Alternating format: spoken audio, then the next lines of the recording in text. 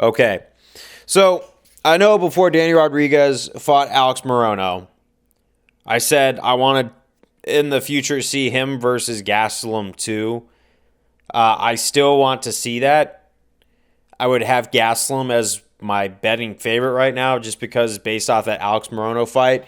I know Daniel's been on a skid, but this was not the best Daniel Rodriguez by merit that we've seen for a while. He's had better performances than that. There's off nights, but you're only as good as your last fight. So one odd performance can really be a slippery slope. I'm giving benefit of the doubt. You don't know till the fight starts. You don't know till the octagon door shuts. But this was not the same D-Rod we have seen in a while.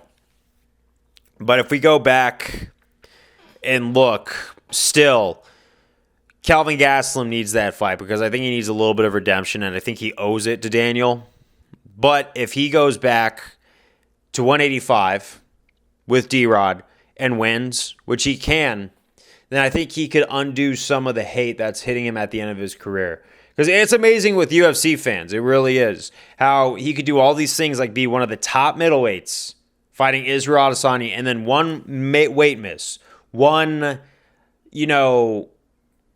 speech that is kind of, disconnected from what everyone else is seeing based on any fighter, not just Kelvin Gastelum, can make someone dislike. Because fans in the UFC, especially if you read what's online, are vicious. So they'll turn on you. I think like what Dustin Poirier was saying in that second Conor McGregor fight, was true, is that the fans really do just turn on the dime, even if they don't have a reason to. Now, if you give them a reason to, with Gastelum not making weight and getting booed like that, I think that there's some actual grounds for reality where like a lot of people are like, okay, that's fair criticism.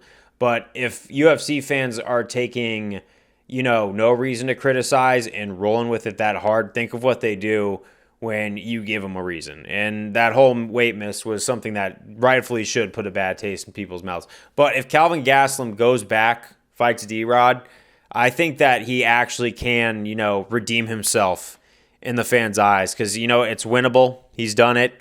No one has to cut any weight. And then what's next? Because I don't think D-Rod should be fighting at welterweight either.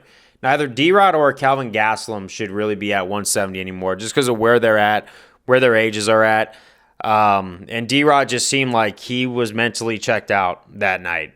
It just seems like 170 is going to be a harder weight to make every single time.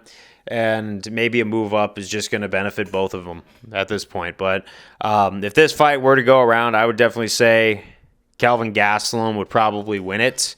Unless we see a dialed-in Daniel Rodriguez, because a dialed-in Daniel Rodriguez who beat Kevin Lee, we've seen that before, and that's some good stuff. But when he's dialed out, we've seen the mental difference that could happen. But I still think that this fight should happen for XYZ reasons, and we'll see if they try to make that fight. I don't know what's going on next with Kelvin Gastelum's career, who he's got matched up against next, but yeah, that's all in due time. But peace out, see you later, and happy fight card.